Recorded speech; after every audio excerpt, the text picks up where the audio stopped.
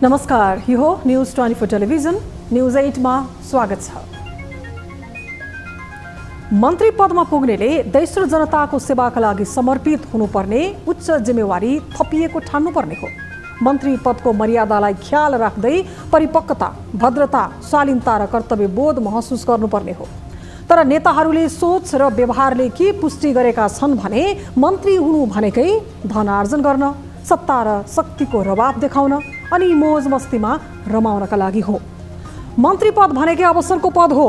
आफू र आफ्नाका लागि लाभ नै लाभ लिने मौका हो। त्यसैले मन्त्री भएपछि धुमधामले खुसियाली र उत्सव मनाउनुपर्छ, मदिरा भोज गर्नुपर्छ, स्याम्पेन फोडेर खुसियाली साट्नुपर्छ भन्ने दोहनकारी एवं दरिद्र मनोदशा पाल्नेहरूको राइदाइ छ। हो, श्रम मन्त्री बनेको खुसियालीमा लोसपाका नेता शरद सिंह भण्डारीले परिवारजन आफन्त र आसे पासे जुटाएर मदिरा भोज गरेका छन्, स्याम्पेन फोडेर उल्लास मनाएका छन्। मन्त्री बनेको भण्डारीको यो 12औं पटक हो। पञ्चायतदेखि गणतन्त्रसम्म उनी लगातार मन्त्री हुँदै आएका छन्। सहजै अनुमान लगाउन सकिन्छ कि उनले यसअघि पनि मन्त्री भन्दा पक्कै भोज भतेर सहित खुसियाली मनाएकै थिए। खुसी हुनुको कारण पनि प्रष्ट छ कि मन्त्री भएपछि उनी सहित परिवारजन आफन्त र आसेपासेहरू मालामाल भएका थिए। 11 पटकले नपुगेर अर्को खेप मन्त्री भएपछि भण्डारी र उनका आफन्तजनलाई लाग्यो कि फेरि एकपटक राज्य कोषमा तर मार्न पाइने भयो, राज्य शक्तिको आडमा एकपटक फेरि लुट मचाउन पाइने भयो। अनि किन नगरून् त मदिरा भोज, अनि किन नगरून् त स्याम्पेन। यो देशमा मन्त्री हुनका लागि नेताहरू मरिहत्ते किन गर्छन्? त्यसको प्रष्ट जवाफ हो राज्य कोषमा दोहन गर्न पाइन्छ। सत्ताको तागत लगाएर आफू पोसिन र आफ्नालाई पोस्न पाइन्छ। 12औं पटक मन्त्री बनेर राज्य कोष दोहनको मौका प्राप्त भएकोमा लोसपा नेता शरद सिंह भण्डारीलाई बधाई सहित उनका आसेपासे र आफन्तजनलाई अझ धनधान्य मिलोस् भन्ने शुभकामना। अब न्यूज 8 का हेडलाइन्स। रासोपा सभापति रवि लामिछाने उपचुनावमा उम्मेद्वार बन्न संविधान बाधक, नेपाली नागरिकता पुनः प्राप्त गरेको 3 महिना नबित्दै उम्मेद्वार बन्न नपाइने राहदानी विवाद पनि सर्वोच्च पुग्यो। जसपा अध्यक्ष उपेन्द्र यादव बारा 2बाट सत्ता गठबन्धनको साझा उम्मेद्वार, कांग्रेस माओवादी र लोसपाले सघाउने सोमबार उम्मेद्वारी मनोनयन हुँदै।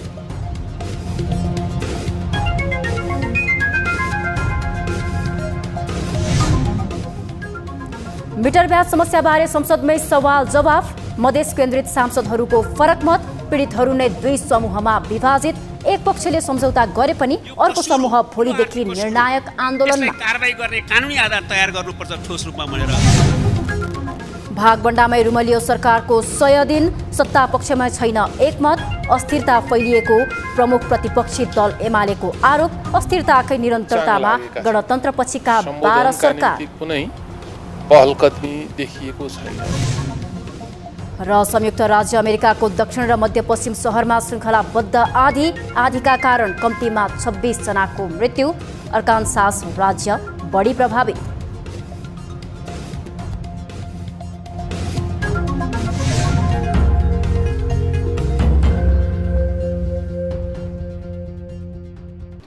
हामी निरन्तर न्यूजमा छौं। नेकपा एमालेका अध्यक्ष केपी ओलीले एमाले विरोधी हुँ भनेर मन्त्री बनेको आरोप लगाएका छन्। आइतबार काठमाडौँमा भएको एक कार्यक्रममा अध्यक्ष ओलीले यस्तो आरोप लगाएका हुन्।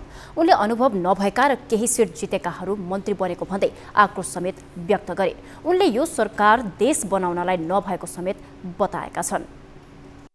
के का मन्त्री हुन्, कस्ता मन्त्री हुन्, कस्तो गठबन्धन हो, यो खालको यस्ता कुराहरूबाट हामी देश बनाउन सक्दैनौँ।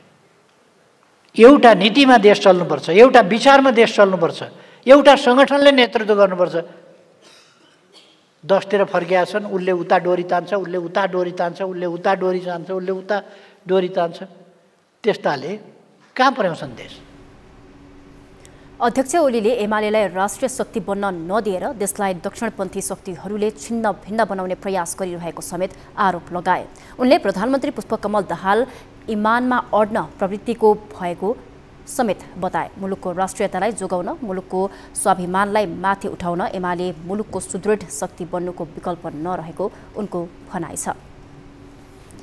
उपप्रधानमन्त्री तथा गृहमन्त्री नारायण काजी श्रेष्ठले संघीय लोकतान्त्रिक गणतन्त्रलाई कमजोर पार्ने कुनै पनि गतिविधि मुलुकमा हुन नदिन सरकार दृढ र प्रतिबद्ध रहेको बताएका छन्। आइतबार प्रतिनिधि सभा बैठकमा उनले यस्तो प्रतिबद्धता जनाएका हुन्। जनताको बलिदानीपूर्ण सङ्घर्षबाट प्राप्त उपलब्धिलाई गुम्न नदिने उनको भनाइ छ। शान्ति प्रक्रियाको बाँकी कामलाई सम्पन्न गर्नका लागि संक्रमणकालीन न्यायको कामलाई पूरा गर्ने काममा पनि सरकार गम्भीर रहेको उनले बताए। सत्य निरूपण तथा मेलमिलाप आयोग र बेपत्ता छानबिन आयोगलाई कार्यान्वयनको प्रक्रियामा लगेर सो समस्या समाधान गर्ने सरकारको योजना रहेको उनले जानकारी समेत दिए।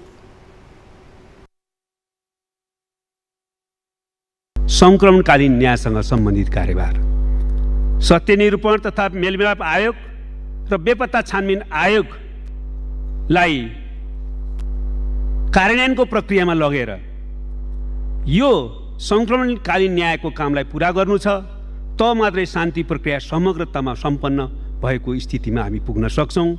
यो कुरामा पनि सरकार गम्भीर छ। उपप्रधानमन्त्री श्रेष्ठले सरकारले जनताको जीवनमा परिवर्तन ल्याउनका लागि विकास र समृद्धिको अभियानलाई तीव्रता दिने लक्ष्य लिएको समेत बताए। नेपाली कांग्रेसको केन्द्रीय कार्य सम्पादन बैठकले विभिन्न निर्णय गरेको छ। कांग्रेसले कारबाहीमा परेका नेताहरूमाथिको कारबाही फुकुवादेखि उपनिर्वाचनबारे निर्णय लिएको हो। लामो समयसम्म सत्ताबाट विमुख नभएपछि बैठक चल्दै आएका सभापति शेरबहादुर देउवा बिस्तारै बैठकमा आफ्ना निर्णय लागू गराउने तहमा समेत पुगेका छन्। एक रिपोर्ट। गएको निर्वाचनमा कांग्रेसलाई पहिलो दल बनाएका शेरबहादुर देउवा सत्ता गुमेसँगै रक्षात्मक बने। कांग्रेसभित्र देउवा असक्षम भएको भन्दै आलोचना पनि भयो। तर गुमेको सत्ता फर्काउनका लागि प्रधानमन्त्री पुष्पकमल दाहाल प्रचण्डलाई विश्वासको मत दिनेदेखि माओवादीप्रति स्पष्ट कर्नर राख्न थालेका देउवाले 2 महिना केही दिनमा सत्तामा पुनरागमन गर्ने मौका पाए। कांग्रेस प्रतिपक्षी दलको सुविधा लिन थालिसकेको अवस्थामा पनि उनले पार्टीलाई सत्तामा पुर्याएपछि यतिबेला देउवा विरुद्धको आवाज मिलन बन्दै गएको छ। बैठक बसाल्ने आनाकानी गर्दै आएका देउवाले पछिल्लो समय पार्टी बैठक राख्न थालेका छन्। बैठकबाटै उनले निर्णय गराए पनि देउवा कांग्रेसमा प्रष्ट हावी हुने गरेका छन्। प्रधानमन्त्री प्रचण्डले सरकार विस्तार गर्दा समेत शेखर गगन समूहले औपचारिक रूपमै विरोध दर्ज गर्दै आफ्नो पक्षबाट मन्त्री हुनेको नाम पठाउनै मानेनन्। विरोधको स्वरहरू कांग्रेसमा देखिए पनि देउवाले कार्य सम्पादन बैठकमा समेत आफू अनुकूलका निर्णय गराउँदै आएका छन्। कार्य सम्पादन बैठकले उपनिर्वाचनमा चितवन र तनहुमा आफ्नै उम्मेद्वार उठाउने भए पनि 12-2 भने जनता समाजवादी पार्टीका अध्यक्ष उपेन्द्र यादवलाई सघाउने निर्णय गरेको छ। 12 उपेन्द्र सत्ता गठबन्धनका साझा उम्मेद्वार बनेका छन्। कांग्रेस सहमहामन्त्री बद्रीप्रसाद पाण्डेले 12-2 को उपनिर्वाचनमा सत्ता गठबन्धनको साझा उम्मेद्वारको रूपमा जसपा अध्यक्ष यादवलाई समर्थन गर्ने निर्णय गरेको बताए। तनहुँको 1 नम्बर निर्वाचन क्षेत्र हामीले पहिले नै उम्मेदवार प्रस्तुत गरिसकेका थियौँ, गोविन्द भट्टराई। र चितवनको 2 नम्बर निर्वाचन क्षेत्र त्यहाँ पनि हामीले पहिले नै उम्मेदवार प्रस्तुत गरिसकेका छौँ, त्यहाँको पूर्व सभापति जितनारायण श्रेष्ठ। र 12 को निर्वाचनमा जहाँ निर्वाचन हुँदैछ उपनिर्वाचन, त्यहाँ हामीले गठबन्धन दलहरू 3 ठाउँमा साझा उम्मेदवार प्रस्तुत गर्ने गरी उपेन्द्र यादवलाई हामीले हाम्रो पार्टीको तर्फबाट साझा उम्मेदवारका रूपमा स्वीकार गर्ने निर्णय गरेका छौँ। यति मात्रै होइन, कांग्रेसले 2079 को निर्वाचन भन्दा पहिला पार्टी अनुशासनको कारबाहीमा परेका उपनिर्वाचन हुने 3 क्षेत्रका नेताहरूलाई पुरानै क्रियाशील सदस्यताको निरन्तरता हुने गरी कारबाही फुकुवा गर्ने निर्णय समेत गरेको छ।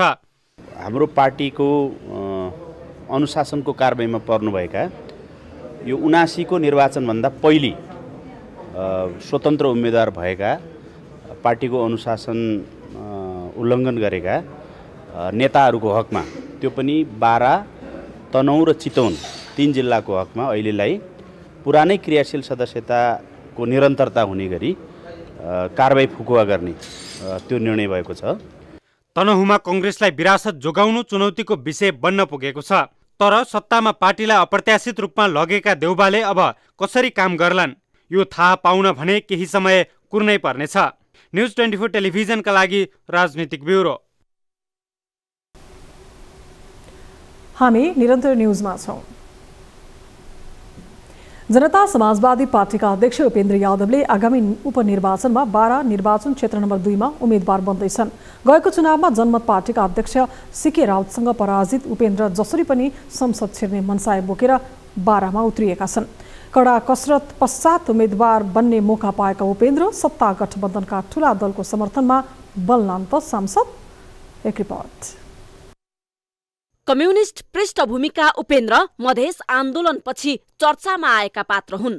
चुनावी मैदान होस् वा संसदीय राजनीतिमा सधैँ केन्द्रमा रहेर काम गर्दै आएका उनलाई गएको चुनावमा सीके राउतले पराजित गरेपछि उनले शक्ति गुमाएको आभास गरे। त्यसैले उनी संसद छिर्ने अनेक दाउमा छन्। जटिल संसदीय अङ्कगणितका बीच संसद छिर्ने तयारीमा जुटेका उनी तत्कालीन एमाले माओवादी केन्द्रको गठबन्धनमा झण्डै पाखा लागिसकेका थिए। गठबन्धनमा सहभागी भए पनि उनले आफ्नो पार्टीबाट मन्त्री नै पठाएनन्। त्यसपछि कांग्रेस माओवादी सहितको गठबन्धन बनेपछि भने उपेन्द्रको पक्षमा माहौल बन्यो। उपेन्द्रलाई कांग्रेस माओवादी केन्द्रले सघाउने निर्णय गरेका छन्। कांग्रेस माओवादी केन्द्रको साथ पाएका उपेन्द्र बारा पुगिसकेका छन्। वैशाख 10 का लागि तय उपनिर्वाचनका लागि सोमबार मनोनयन दर्ताको कार्यक्रम रहेको छ। त्यसका लागि बारा झरेका उपेन्द्र उपचुनावबाट निर्वाचित होलान्। आम चासो बढेको छ। 12-2 बाहेक अन्य क्षेत्रमा गठबन्धन दलहरूले साझा उम्मेद्वार बनाउने प्रयत्नलाई त्यति जोड दिएका छैनन्। यसअघि यस क्षेत्रमा माओवादी केन्द्रका शिवचन्द्र कुशवाहा झिनो मतले पराजित थिए। उपनिर्वाचन हुने भएपछि शिवचन्द्रले आफू फेरि उम्मेद्वार बन्ने आशा राखेका थिए। तर माओवादीले उपेन्द्रलाई सघाउने संकेत पाएपछि उनी जनमत पार्टीमा प्रवेश गरिसकेका छन्। जनमत पार्टीबाट शिवचन्द्र नै उम्मेद्वार बन्नेछन्। तर यता केही समय पहिले मात्रै जसपाबाट अलगिएको लोसपाले समेत उपेन्द्रलाई मत दिने निर्णय गरेको छ। लोसपाले उपेन्द्रलाई मत दिने निर्णय गरेर यस अघिको जनमतलाई धोका दिने स्थिति बनेको टिप्पणी समेत हुने गरेका छन्। विभिन्न आलोचना र टिप्पणीका बावजुद पनि उपचुनावमा उम्मेद्वारी दिन सत्ता गठबन्धन दलका नेताहरूलाई मनाएका उपेन्द्रले यस क्षेत्रबाट निर्वाचन जित्लान्। यसका लागि सम्भावना के कति छन् यो चासो सर्वत्र छ। यही क्षेत्रमा राष्ट्रिय स्वतन्त्र पार्टीले रमेश खरेललाई उम्मेद्वार बनाउने भएको छ भने जनमतबाट शिवचन्द्र उम्मेद्वार हुने पक्का छ। एमालेबाट भने उम्मेद्वार चयनको विषयमा अहिलेसम्म ठोस निर्णय भइसकेको छैन। उपचुनावको माहौल बढ्न थाले पनि निर्वाचनको मनोनयन नभएसम्म यसै भन्न सकिने अवस्था भने देखिन्न। तर उपेन्द्रको संसद छिर्ने यात्रा सफल होला यसबारे थाहा पाउन वैशाख 10 गते पछिको निर्वाचन पछिको मतपरिणाम कुर्नै पर्नेछ। न्युज 24 टेलिभिजनका लागि राजनीतिक ब्युरो। नागरिक उन्मुक्ति पार्टीले नेपाल संघीय समाजवादी पार्टीसँग कार्यगत एकता गर्ने भएको छ। उपनिर्वाचन नजिकैसँगै नागरिक उन्मुक्ति पार्टीले पूर्व गृह राज्य मन्त्री मोहम्मद रिजवान अन्सारी नेतृत्वको नेससपासँग कार्यगत एकता गर्ने भएको हो। अन्सारी नेकपा एमाले हुँदै अशोक राईसँग छुट्टिएका थिए। त्यसपछि उनी विभिन्न पार्टी हुँदै गएको 6 वर्ष पहिले नेससपा पार्टी गठन गरेका थिए। नागरिक उन्मुक्ति पार्टीको निर्वाचन चिन्ह ढकिया लिएर 12-2बाट मोहम्मद रिजवान अन्सारी उम्मेद्वार बन्ने भएका छन्। तनहुँबाट भीम सुनार र चितवन 2बाट राजेश अधिकारी उम्मेद्वार बन्ने भएका छन्। नौपाले वैशाख 10 गतेका लागि तय उपचुनावका लागि 3 क्षेत्रमै उम्मेद्वार उठाउने भएको छ। मिटर ब्याज पीडितको समस्या समाधान गर्ने विषयमा प्रतिनिधि सभामा आइतबार लामो बहस भयो। सरकारले मिटर ब्याज समस्या समाधानका लागि कानुन संशोधन गर्ने र आयोग गठन गरेर कार्य प्रारम्भ गर्ने निर्णय गरेको छ। सरकारले मिटर ब्याजको विषयमा एक्सनमा जाने निर्णय गरेपछि मधेस केन्द्रीय सांसदहरूले त प्रश्न नै उठाएका छन्। मिटर ब्याज समस्या समाधानको नाममा सर्वसाधारणले ऋण नै पाउन नसक्ने अवस्था आउन सक्ने भन्दै सांसदहरूले सरकारलाई अघोषित रूपमा चेतावनी नै किन दिए त? एक रिपोर्ट। प्रतिनिधि सभाको आइतबारको बैठकमा मिटर ब्याज पीडितहरूको समस्या र सरकारको सम्बोधनका विषयमा लामो बहस भयो। बैठकको प्रारम्भमै नवनियुक्त गृहमन्त्री नारायण काजी श्रेष्ठले मिटर ब्याजी समस्या सम्बोधनका लागि सरकारले सुरु गरेको कदमबारे संसदलाई जानकारी गराए। मिटर ब्याजलाई आर्थिक कसुर मानेर कारबाहीका लागि कानुन संशोधन गर्ने र मिटर ब्याज पीडितको समस्या स्थायी रूपमा समाधान गर्ने अधिकार सहित जाँचबुझ आयोग गठन गरिएको गृहमन्त्री श्रेष्ठले बताए। यो कसुर हो, ठुलो आर्थिक कसुर हो, यसलाई कारबाही गर्ने कानुनी आधार तयार गर्नुपर्छ ठोस रूपमा भनेर सिफारिस गरेको थियो र त्यो सिफारिसलाई कार्यान्वयन गर्न हाम्रो अहिलेको सरकारले मन्त्री परिषदबाट कानुनमा संशोधन गर्ने र त्यो संशोधनका प्रावधानहरू सहित विधेयक संसदमा ल्याउने निर्णय यसअघि नै गरिसकेको छ। गृहमन्त्रीले सम्बोधन गरे लगत्तै सभामुखले गृहमन्त्रीले प्रस्तुत गरेका विषयमा प्रश्नहरू भए राख्नका लागि सांसदहरूलाई समय उपलब्ध गराए। सो समयमा सत्तापक्षदेखि प्रतिपक्षका सांसदहरूले सरकारले गठन गर्न लागेको आयोगका बारेमा थप प्रष्टीकरण, सवाल जवाफ र सुझाव सहितका धारणा राखे। मिटर ब्याजी दुई किसिमका छन् सम्मान्य सभामुख महोदय। एउटा कानुनी लिगल मिटर ब्याजी छन्। यो लघुवित्तहरूले पनि गाउँ समाजमा सन्तास सिर्जना गरेका छ। यो न्यून पैसामा चाहिँ नि यो कृषि को लोन लिने अनि 18%मा 20%मा लगानी गर्ने र यसले पनि समाजलाई त्रस्त पारेको छ। यस विषयमा पनि सरकारको ध्यान जाओस्। मिटर ब्याजीको रकम राष्ट्रियकरण नगरेसम्म र पीडितलाई छुटकारा नदिएसम्म आयोगको कुनै औचित्य हुने छैन र आयोग त धुवाको पर्दा मिटर ब्याजी र सरकार बीचको यो मिटर ब्याजी पीडित र सरकार बीचको यो सम्झौता धुवाको पर्दा भनेर पुष्टि भएको पनि बताउनेहरू छन्। कार्यदलले उजुरी लिने तत्क्षण कारबाही गर्ने अधिकार सहित दिएर पठाइन्छ भन्नुभएको छ। त्यो गर्ने अधिकार फेरि तपाईले कसरी यो दुईटा सँगसँगै कसरी चाहिँ यहाँले प्रस्तुत गर्नुभएको, यसले झन् अन्योलता सिर्जना गरेको छ। पीडितहरूले न्याय नपाउनेतर्फ जुन एउटा सन्देश गएको छ त्यस्तो हुन नपाओस्, पीडकहरूले उन्मुक्ति नपाउन्। सांसदहरूले विभिन्न कोणबाट सवाल जवाफ गरे पनि सर्लाहीबाट निर्वाचित सांसद अमरेश कुमार सिंहले मिटर ब्याज समस्या समाधान गर्न खोज्दा सर्वसाधारणले गाउँमा ऋण नै नपाउने अवस्था बन्न सक्ने दाबी गरे। बैंकहरू पुरै कब्जा गरेर छ, जम्मै बैंक धनी हुने देश गरिब हुने, त्यहाँ बैंकतिर नजाने किन उही चन्दादाता हुन्। त्यसकारणले मेरो प्रश्न के हो भने आयोग बन्दाखेरि त्यो गरिबले फेरि भविष्यमा उसको छोराको पढाइ अथवा उपचार अथवा श्राद्धमा कसरी पैसा पाउनु त्यो पनि सरकारले अल्टरनेट। सांसदहरूको जिज्ञासाको जवाफ दिने क्रममा मन्त्री श्रेष्ठले मिटर ब्याज पीडितसँग समग्र समस्या समाधान गर्ने गरी सहमति गरिएको र मिटर ब्याज पीडित पनि सन्तुष्ट भएको दाबी गरेका छन्। अहिले समग्रमा यो समस्याको समाधान गर्ने गरी सहमति गरिएको छ। त्यसबाट मिटर ब्याजी पीडितहरू पनि सन्तुष्ट हुनुहुन्छ कि यसले निश्चित रूपमा अब समाधानको बाटो लिन्छ भनेर। मिटर ब्याज विरुद्ध आन्दोलन गर्न मधेसका विभिन्न जिल्लाबाट काठमाडौँ आएका पीडित र सरकारी वार्ता टोलीबीच शनिबार 5 बुँदे सहमति भएको छ। सहमति भएसँगै मिटर ब्याज पीडितको आन्दोलन स्थगित भएको छ। विगतमा पनि सहमति भएर ठोस कार्यान्वयन हुन सकेको थिएन। त्यसकारण संसदमा बहुसंख्यक सदस्यहरूले समस्या समाधानको प्रयास मात्र नभएर ठोस आधार माग गरेका छन्। न्युज 24 टेलिभिजनका लागि टिभी जर्नलिस्ट सुजन चालिसे, काठमाडौँ। पश्चिम तराईबाट काठमाडौँ आएर लामो समय धरना र प्रदर्शन गरेका मिटर ब्याज पीडितसँग सहमति गरी आन्दोलन टुङ्गिएको थियो। सहमति अनुसार सरकारले पीडितलाई उजुरी दिन आह्वान गर्यो। झण्डै 2000 पीडितले उजुरी दिए पनि उनीहरूले न्याय पाएनन्। केही दिन अघि मात्रै पूर्वी तराईबाट 12 दिन पैदल हिँडेर पीडितहरूको अर्को समूह काठमाडौँ आइपुग्यो। उक्त समूहसँग पनि सरकारले सहमति गरेपछि शनिबारदेखि आन्दोलन स्थगित भयो। तर आन्दोलन स्थगित भए लगतै यसअघि सहमति गरेका पीडितहरूको समूहले काठमाडौँ आएर सोमबारदेखि निर्णायक आन्दोलन गर्ने बताएका छन्। एक रिपोर्ट। काठमाडौँको माइतीघरमा 47 दिन लामो धरनापछि गत असोज 1 गते मिटर ब्याज पीडितहरूसँग सरकारले 5 बुँदे सहमति गरेपछि आन्दोलन स्थगित भएको थियो। तत्कालीन गृहमन्त्री बालकृष्ण खाँडको उपस्थितिमा भएको सहमतिपछि पीडितलाई उजुरी दिन आह्वान गरियो। देशभर लाखौं मिटर ब्याज पीडित भए पनि झण्डै 2000 मात्रै उजुरी पर्यो। तर उजुरी दिएकाहरू मिटर ब्याजीहरूबाट मुक्त हुन सकेनन्। पुनः काठमाडौँ आएर निर्णायक आन्दोलन गर्ने उनीहरूले तयारी गरिरहँदा महोत्तरीको बर्दिवासबाट 12 दिन पैदल हिँडेर अर्को पीडित समूह काठमाडौँ आइपुग्यो। उक्त समूहले माइतीघरदेखि बालवाटार हुँदै संसद भवन अगाडि पनि प्रदर्शन गर्यो। यो समूहसँग पनि शनिबार सरकारले अर्को 5 बुँदे सहमति गरेपछि आन्दोलन स्थगित भयो। तर सरकारले पीडितहरूसँग गरेको अर्को सहमति अल्मल्याउने काम मात्रै भएको भन्दै अर्को समूहले आपत्ति जनाएको छ। उक्त समूहले सोमबारदेखि निर्णायक सङ्घर्ष गर्ने जनाएको छ। गत असोजमा सरकारसँग सहमति गरेको मिटर ब्याज तथा ठगी विरुद्धको किसान मजदुर सङ्घर्ष समितिले मात्र होइन, आइतबारको प्रतिनिधि सभाको बैठकमा विपक्षी दलका सांसदहरूले पनि सम्झौता धोखाधडी भएको भन्दै आपत्ति जनाएका छन्। यो मिटर ब्याजीहरूबाट पीडित भएका नागरिकहरूमाथि फेरि अर्को धोखाधडी भएको छ।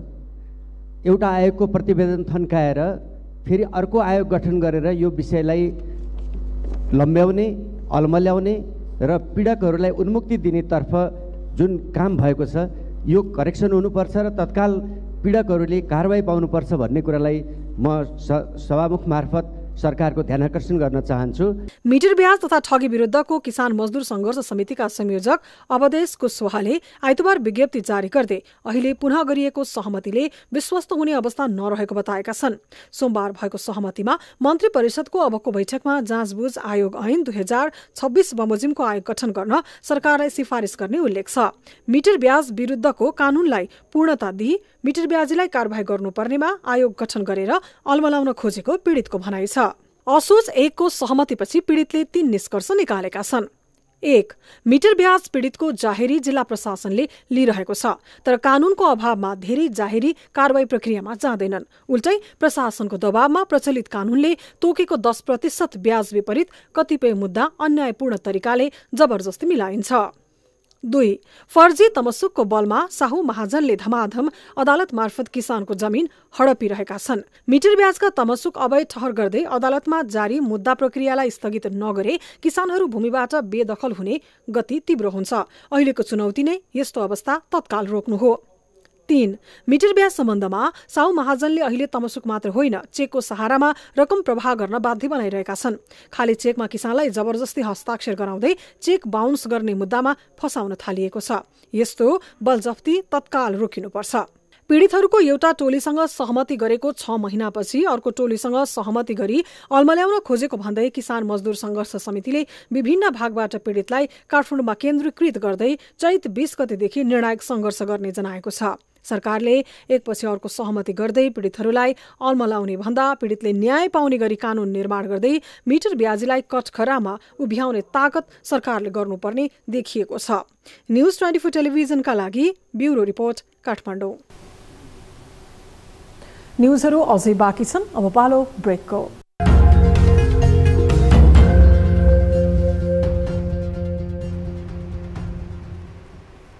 हामी निरन्तर न्युजमा छौं। प्रधानमन्त्री पुष्पकमल दाहाल प्रचण्डले सरकारको नेतृत्व गरेको सोमबार 100 दिन हुँदैछ। यो सँगै सरकारका 100 दिनको समीक्षा पनि भइरहेका छन्। प्रधानमन्त्रीको पदभार ग्रहणकै क्रममा उनले यस पहिलाका आफ्ना 2 कार्यकालमा सन्तोषजनक काम गर्न नसकेको तर यो कार्यकालमा जनमुखी सेवालाई प्रभावकारी बनाउने प्रतिबद्धता जनाएका थिए। यो बीचमा प्रधानमन्त्रीका रूपमा प्रचण्डका कस्ता रहे त 100 दिन? एक रिपोर्ट। नेकपा माओवादी केन्द्रका अध्यक्ष पुष्पकमल दाहाल प्रचण्ड पुस 10 गते प्रधानमन्त्रीमा नियुक्त भए। उनले पुस 11 गते पद तथा गोपनीयताको शपथ लिएका थिए। सोही क्रममा उनले पहिलो पटक मन्त्री परिषद विस्तार गरे। यसबीचमा पटक पटक मन्त्री परिषद विस्तार भए। तर पनि अहिलेसम्म समेत प्रधानमन्त्री प्रचण्ड नेतृत्वको सरकारको मन्त्री परिषद पूर्ण छैन। 100 दिन नपुग्दै प्रधानमन्त्री प्रचण्डले 2 पटक संसदबाट विश्वासको मत लिनुपर्ने स्थिति आयो। 100 दिन नपुग्दै सत्ता साझेदार एमाले सहितका दललाई लत्याएर उनले कांग्रेस लगायतका दलसँग सत्ता सहकार्य गरिरहेका छन्। यसबीच धेरै मन्त्रालयको नेतृत्वको जिम्मेवारी लामो समयसम्म प्रचण्ड स्वयंले राखे। गठबन्धन गर्दै सत्ता सम्हालेका उनलाई गठबन्धनभित्र भागबण्डा मिलाउन सकस भइरहेकाले समेत उनले अहिलेसम्म पनि मन्त्री परिषदलाई पूर्णता दिन सकिरहेका छैनन्। यस अवस्थाले तालुकदार मन्त्रालय लथालिङ्ग हुँदा मातहतका निकायले जनसेवामा सकस बेहोर्दै आएका छन्। तर सरकार भने 100 दिन सुशासन र व्यवस्थापनका लागि उपलब्धिमूलक भएको दाबी गरिरहेको छ। मूलतः एउटा कानुन निर्माणको क्षेत्रमा, सेवा प्रवाहको क्षेत्रमा सरकारले महत्त्वपूर्ण उपलब्धि हासिल गरेको छ। 100 दिनको अवधिमा सेवा प्रवाहको क्षेत्रमा हेर्दाखेरिमा भिडभाड हुने ठाउँहरू जुन खालका थिए, ती ठाउँहरूमा चाहिँ सरकारले जुन क्यू सिस्टम हटाउने भनेको थियो, त्यो क्यू सिस्टमलाई धेरै व्यवस्थित हुँदै गएको छ र यो छोटो समयमा त्यो व्यवस्थित पूर्ण रूपमा व्यवस्थित भएर जानेछ भन्ने नै देखिन्छ। प्रचण्ड नेतृत्वको सरकारका 100 दिनबारे नेकपा एकीकृत समाजवादीका अध्यक्ष माधव कुमार नेपालको टिप्पणी यस्तो छ। यो गठबन्धनको अवस्था भनेको आफैमा यो विशेष अवस्था हो। अब त्यसमा पनि अहिले जुन हिसाबले नेपालको राजनीति बडो तरल छ, त्यो अवस्थाभित्र 100 दिन बित्ने कुरालाई कुनै अनौठो मान्नु जरुरी छैन। तर अब एकचोटि यो सरकार गठन गर्ने कुरा, पुनर्गठन गर्ने काम भइसकेपछि अब यसले गति लिने अवस्था छ।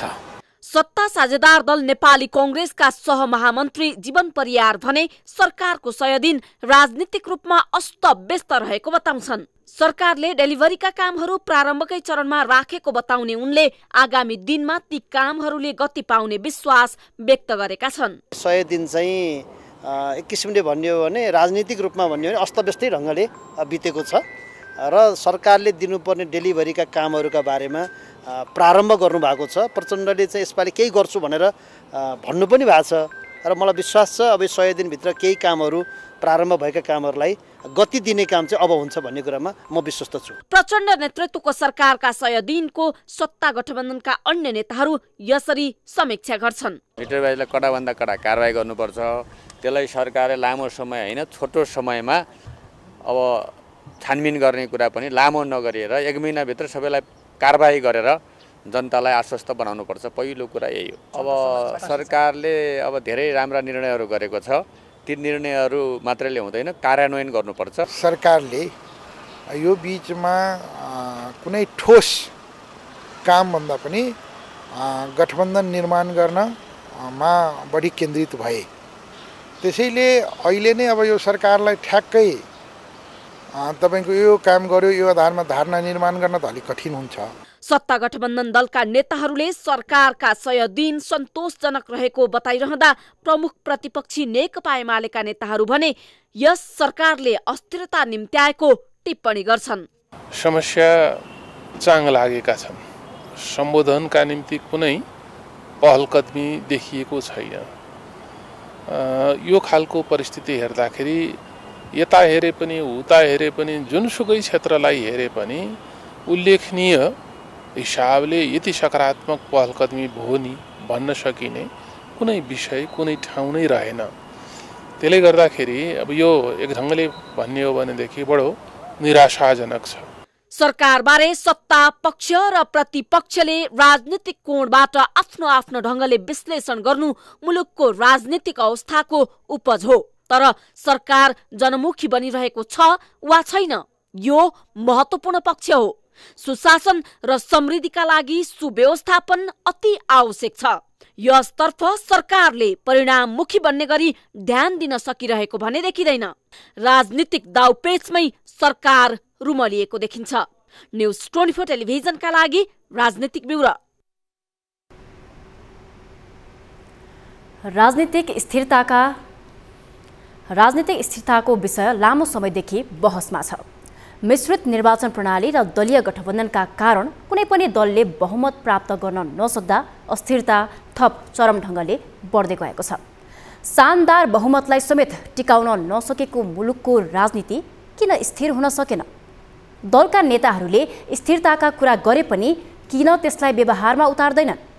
यी र यस्ता प्रश्नले जनतालाई आजेत बनाउँदै लगेको छ। एक रिपोर्ट।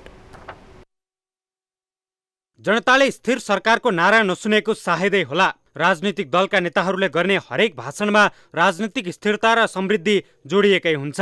तर यथार्थमा देश राजनीतिक अस्थिरताको भुमरीमा एकपछि अर्को गरेर फस्दै गएको छ। देशमा गणतन्त्र स्थापना पछिको 15 वर्षमा दर्जन बढी सरकार परिवर्तन भए, तर उनीहरूले केवल आफ्नो अनुकूलको राजनीतिक दुनो सोझ्याएको मात्रै देखिन्छ। प्रदेश र सङ्घको निर्वाचन गर्यौं, त्यसपछि सरकार निरन्तर एउटै छ। मेरै नेतृत्वमा सरकार छ, मलाई विश्वास छ यो सरकार 5 वर्षसम्म जान्छ। गणतन्त्र स्थापनापछि हालसम्मका प्रधानमन्त्री कसको कार्यकाल कति? पुष्पकमल दाहाल प्रचण्ड विक्रम सम्वत 2065 देखि 2066 सम्म, माधव कुमार नेपाल विक्रम सम्वत 2066 जेठ 11 देखि 2067 साल माघ 22 गतेसम्म, झलनाथ खनाल 2067 साल माघ 23 गतेदेखि 2068 भदौ 11 गतेसम्म, डाक्टर बाबुराम भट्टराई 2068 भदौ 12 देखि 2069 फागुन 30 सम्म, खिलराज रेग्मी 2069 चैत्र 1 देखि 2070 माघ 28 सम्म, सुशील कोइराला 2070 माघ 28 देखि 2072 असोज 24 सम्म, केपी ओली 2072 असोज 25 देखि 2073 साउन 19 सम्म, पुष्पकमल दाहाल प्रचण्ड 2073 साउन 19 देखि 2074 जेठ 23 सम्म, शेरबहादुर देउबा 2074 जेठ 24 देखि 2074 फागुन 3 सम्म, केपी ओली 2074 फागुन 3 देखि 2078 असार 28 सम्म, शेरबहादुर देउबा 2078 असार 29 देखि 2079 पुस 10 सम्म, पुष्पकमल दाहाल प्रचण्ड 2079 पुस 10 देखि बहाल अवस्थामा। यो 15 वर्षको समयमा नागरिकले 12 वटा सरकार पाइसकेका छन्, तर कुनै पनि सरकार जनताप्रति उत्तरदायी बन्न सकेको आभास दिलाउन सकेनन्। सत्ता हत्याउनेहरू जनतालाई डेलिभरी दिने भन्दा पनि सत्ता टिकाउने खेलमा बाध्यात्मक रूपमा लाग्नु परेको छ। सरकार स्थायित्व आउन सकेन अथवा सरकारले जनताप्रति उत्तरदायी भएर काम गर्ने मौका पाएन भने आर्थिक क्षेत्र झन् तहस नहस जान्छ। त्यो आर्थिक क्षेत्रलाई समेट्नको निमित्त पनि तत्काल हामीले सरकारले एउटा राहत दिने अथवा सरकार आफै अस्थिर नहुने, सरकार नै अहिले अस्थिर भइदियो, अनि त्यो हुनाले सरकारले कस्तो खालको नीति निर्माण गर्ने भन्दा सोच्नुपर्ने कल्पना आएको छ कि अब संविधान नै बाधक हो। हुन त राजनीतिक अस्थिरताका कारण सरकारले डेलिभरी दिन नसक्ने भन्ने पनि होइन। स्पष्ट नीति र विधिको शासन भए काम गर्न कर्मचारी तन्त्र सधैँ तत्पर रहन्छ, जसलाई हामी स्थिर सरकार पनि भन्ने गर्छौं। तर पछिल्लो समय कर्मचारी तन्त्रलाई पनि दलहरूले दबाव र प्रभावमा राख्न खोज्दा कार्य सम्पादनमा समस्या देखिएको छ। मन्त्रीमण्डल परिवर्तन हुनासाथ सचिवहरू र विभागीय प्रमुखहरू चाहिँ परिवर्तन गरिहाल्ने र त्यही परिवर्तनलाई नै आफ्नो काम हो भनेर देखाउने यस्तो प्रवृत्ति छ, जसले गर्दाखेरि के भयो भने स्थायी सरकार भनेको जुन संयन्त्र हो, निजामती संयन्त्र, त्यो नै एकदम अस्थिर भयो। स्थिर सरकारका लागि केही संरचनागत र व्यवहारिक परिवर्तन र प्रणालीगत सुधार आवश्यक छ। त्यसका लागि सबैभन्दा पहिले राजनीतिक दल र संक्रमित राजनीतिलाई सुधार गर्नु अति नै महत्त्वपूर्ण देखिन्छ। न्युज 24 टेलिभिजनका लागि क्यामेरामा सुनिल गुरुङका साथमा टिभी जर्नलिस्ट शीतल रिजाल, काठमाडौँ। हामी निरन्तर न्युजमा छौं। नागरिकता विवादमा सांसद पद गुमाएका रवि लामिछाने उपनिर्वाचनमा राष्ट्रिय स्वतन्त्र पार्टीबाट चितवन निर्वाचन क्षेत्र 2 मा उम्मेद्वार बन्ने भएका छन्। रासुपाबाट चितवन 2 को टिकट पाएका रवि चितवन केन्द्रित भइसकेका छन्। तर नागरिकता विवाद सुल्झे पनि संविधान नै रवि उम्मेद्वार बन्न बाधक रहने देखिएको छ। यस्तो अवस्थामा रविको उम्मेदवारी र संविधानको व्यवस्थाले के भन्छ? एक रिपोर्ट। सर्वोच्च अदालतले रवि लामिछानेले नागरिकता पुनः प्राप्तिको प्रक्रिया पूरा नगरेको भन्दै उनको सांसद पद यसअघि खारेज गरिदियो। सांसद पदसँगै उनले नेपाली नागरिकको हक अधिकार प्रयोग गर्दै प्राप्त गरेका सबै पदहरू गुमाउनु पर्यो। पार्टी सभापति पद पनि गुमाएका रविले जिल्ला प्रशासन कार्यालय काठमाडौँबाट नागरिकता पुनः प्राप्तिको बाटो अपनाएर नागरिकता लिए पनि संविधानले उनलाई नागरिकता पुनः प्राप्त गरेको 3 महिना नबितेकाले उपचुनावमा उम्मेद्वार बन्न रोक्ने व्यवस्था गरेको छ। संविधानत रविलाई वैशाख 10 का लागि तय उपनिर्वाचनमा उम्मेद्वार बन्न अयोग्य ठहर गरेको अवस्था छ। संविधानको धारा 291 मा गैर आवासीय नेपाली नागरिक अथवा कुनै देशको विदेशी नागरिकता परित्याग गरेको व्यक्तिले नियुक्ति, मनोनयन र निर्वाचन तीनवटा कामका निमित्त कम्तीमा 3 महिना व्यतीत नभइकन योग्य नहुने व्यवस्था गरेको छ। यसको अर्थ हो नागरिकता पुनः प्राप्ति गरेको 3 महिनासम्म उनी नियुक्ति लिन, मनोनयनमा पर्न र उम्मेद्वार बन्न पाउने छैनन्। संविधानविद खिमलाल देवकोटा पनि रवि उपनिर्वाचनमा उम्मेद्वार बन्न अयोग्य रहेको बताउँछन्। गैर आवासीय नेपाली नागरिकता अथवा कुनै देशको विदेशी नागरिकता परित्याग गरेको व्यक्तिले नियुक्ति, मनोनयन र निर्वाचन 3टा कामका निम्ति कम्तीमा 3 महिना व्यतीत नभइकन योग्य हुँदैन भन्ने बन्दोबस्त गर्यो। रासोपा सभापति रविले पुनः नागरिकता लिएको मितिले मनोनयन दर्ताको दिनसम्मको समय 65 दिन मात्र हुन्छ। उनलाई अझै उम्मेद्वार बन्न योग्य ठहरिन 25 दिन नपुग्ने देखिन्छ, किनभने चैत्र 20 गते उपनिर्वाचनका लागि मनोनयन दर्ताको समय निर्वाचन आयोगले तोकेको छ। निर्वाचनको दिनसम्मकै हिसाब गर्ने हो भने पनि वैशाख 10 गतेसम्म उनले नागरिकता लिएको समय 85 दिन मात्र हुन्छ। सभापति लामिछानेले गत माघ 15 गते जिल्ला प्रशासन कार्यालय काठमाडौँबाट नागरिकता लिएका थिए। अमेरिकी नागरिकता त्यागेपछि नेपाली नागरिकताको पुनः प्राप्तिका लागि कानून बमोजिम प्रक्रिया पूरा नगरेको ठहर गर्दै सर्वोच्च अदालतले गएको माघ 13 गते शुक्रबार रविको सांसद पद खारेज गरेको थियो।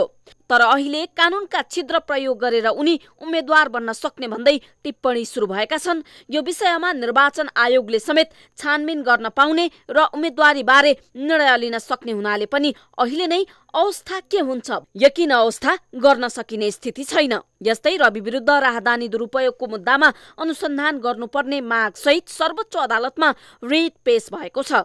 युवराज सफलले रविले नेपालको राहदानी दुरुपयोग गरेको भन्दै सर्वोच्चमा रिट पेश गरे पनि सर्वोच्च प्रशासनले केही सुधार गरेर ल्याउन भनेपछि उनी त्यसको तयारीमा जुटेका छन्। यसअघि पनि सर्वोच्चले नागरिकता विवादको फैसलाको पूर्ण पाठ सार्वजनिक गर्दै राहदानी विवादमा कानून अनुसार हुने बताइसकेको छ। राहदानी विवाद समेत अदालत प्रवेश गर्न थालेपछि विवाद थप उत्कर्षमा पुग्ने आकलन समेत गरिएको छ। न्यूज 24 टेलिभिजनका लागि राजनीतिक ब्युरो। अब बिजनेस न्यूज।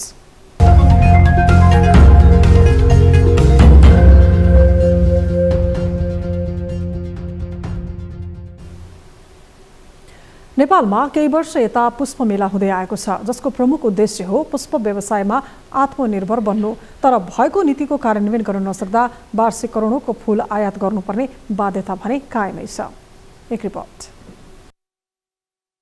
पुष्प व्यवसायमा व्यवसायको प्रवर्धन गर्ने उद्देश्यले 2051 सालदेखि पुष्प मेला आयोजना गरिँदै आएको भए पनि हालसम्म पुष्प व्यवसायले उल्लेख्य फड्को मार्न सकेको छैन। अहिले पनि वार्षिक रूपमा करोडौं रुपैयाँको फूल आयात गर्नुपर्ने बाध्यता छ। चालु आर्थिक वर्षको 6 महिनामा गुलाबको फूल मात्रै 14,33,000 रुपैयाँ बराबरको आयात भएको छ। तथापि पुष्प व्यवसाय पछिल्लो समय सबैको आकर्षण बन्दै गइरहेको छ। विशेष गरी युवा पुस्ताहरूले यो व्यवसायलाई रुचाएका छन्। 8 वर्षदेखि पुष्प व्यवसाय गर्दै आएका सूर्य बस्नेत अन्तर्राष्ट्रिय बजार प्रबन्धकको व्यवस्थाको हिसाबले राज्य अनुदान रहेको बताउँछन्। राज्य सरकारले चाहिँ राम्रोसँग व्यवस्थापन गर्न नसकेको अवस्था छ। जस्तै कि हामीले कट फ्लावर पनि उत्पादन गर्छौँ र पछिल्लो हामीले लिली उत्पादन गरेर लगभग 3वटा सिपमेन्ट चाहिँ कन्साइनमेन्ट हामीले दोहा कुवेत पठाएको अवस्था छ। अनि हामीहरूले यहाँबाट एक्सपोर्ट गर्दाखेरि हामी फ्रेट कस्टमा चाहिँ धेरै नै मारमा परेका छौँ। कुनै समय वार्षिक 19 करोड बराबरको फूल निर्यात गरेको नेपालले हाल वार्षिक रूपमा 19 करोड भन्दा बढीको फूल आयात गर्ने गरेको छ। पुष्प तथा वनस्पति व्यवसायका लागि बजारको समस्या नै प्रमुख रहेको राष्ट्रिय वनस्पति उद्यानले जनाएको छ। केन्द्रीय तथ्याङ्क विभागको पुष्प खेती सर्वेक्षण 2072 का अनुसार नेपालमा जम्मा 147 हेक्टरमा फूल खेती हुन्छ। त्यसैगरी नेपालमा 700 भन्दा बढी संख्यामा पुष्प व्यवसाय सञ्चालनमा छन्। यो संख्या वर्षेनी बढ्दै गएको छ। तर मेलामा नर्सरीको भन्दा बढी महँगो मूल्य रहेको उपभोक्ताहरूको गुनासो छ। यो बजार ठिकै त्यति सस्तो चाहिँ होइन, नर्सरीको भन्दा कोही बिरुवाहरू त महँगै हो। नीतिगत रूपमा कृषिको तुलनामा पुष्प व्यवसायलाई प्राथमिकता कम दिएको व्यवसायीहरूको गुनासो छ, जसले पुष्प व्यवसायमा आत्मनिर्भर बन्नका लागि पछिल्लो समय पर्याप्त लगानी हुन सकेको छैन। खुला बोर्डर हुँदा अवैध रूपमा चोरी पैठारी मार्फत भारतबाट फूल आयात भएकाले पनि आन्तरिक उत्पादनले अन्तर्राष्ट्रिय बजारसँग प्रतिस्पर्धा गर्न नसकिएको फ्लोरिकल्चर एसोसिएसनले जनाएको छ। खुला बोर्डरको कारणले गर्दाखेरि यहाँ चाहिँ अवैध रूपमा यो चाहिँ चोरी पैठारी भएर चाहिँ हरेक दिन चाहिँ के अरे भारतबाट चाहिँ के अरे पुष्प तथा पुष्पजन्य वस्तुहरू निर्बाध रूपमा आयात भइरहेको अवस्था छ। यस्तो अवस्थामा के हुन्छ भन्दाखेरि हाम्रो उत्पादन लागत र भारतको उत्पादन लागतको उत्पादन मूल्य चाहिँ अन्तर हुन्छ। भारतको उत्पादन लागत कम हुन्छ, हाम्रो उत्पादन लागत बढी हुन्छ। भारतीय फुलले चाहिँ सहजै प्रक्रिया पूरा नगरी भन्सार प्रक्रिया पूरा नगरी त्यसरी बजार प्रवेश पाइसके पछाडि हरेक वर्ष फूलको माग बढ्दै जाँदा व्यावसायिक फूल खेतीतर्फ पनि आकर्षण बढिरहेको छ। तर फूल खेतीतर्फ आकर्षण बढे पनि व्यवसायिक किसानहरूले उचित मूल्य र बजार पाउन सकेका छैनन्। न्यूज 24 टेलिभिजनका लागि क्यामेरामा प्रभात थापाका साथमा टिभी जर्नलिस्ट सुस्मिता बानियाको रिपोर्ट। न्यूजहरू अझै बाँकी छन्, अब पालो ब्रेकको।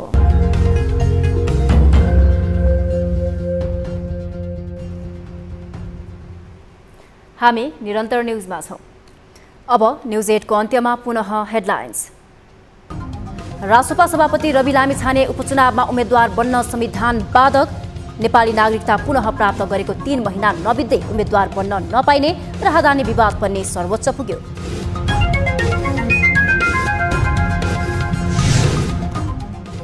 जसपा अध्यक्ष उपेन्द्र यादव 12-2बाट सत्ता गठबन्धनको साझा उम्मेद्वार।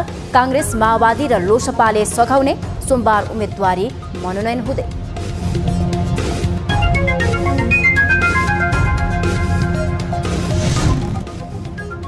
मिटर ब्याज समस्याबारे संसदमै सवाल जवाफ। मधेस केन्द्रित सांसदहरूको फरक मत। पीडितहरू नै 2 समूहमा विभाजित। एक पक्षले सम्झौता गरे पनि अर्को समूह भोलिदेखि निर्णायक आन्दोलनमा। यसलाई कारबाही गर्ने कानुनी आधार तयार गर्नुपर्छ ठोस रूपमा भनेर। भागबण्डामै रुमलियो सरकारको 100 दिन। सत्ता पक्षमै छैन एकमत। अस्थिरता फैलिएको प्रमुख प्रतिपक्षी दल एमालेको आरोप। अस्थिरताकै निरन्तरतामा गणतन्त्र पछिका 12 सरकार। सम्बोधनका निम्ति कुनै पहलकदमी देखिएको छैन। र संयुक्त राज्य अमेरिकाको दक्षिण र मध्यपश्चिम शहरमा श्रृङ्खलाबद्ध आँधीका कारण कम्तीमा 26 जनाको मृत्यु। अर्कान्सास राज्य बढी प्रभावित।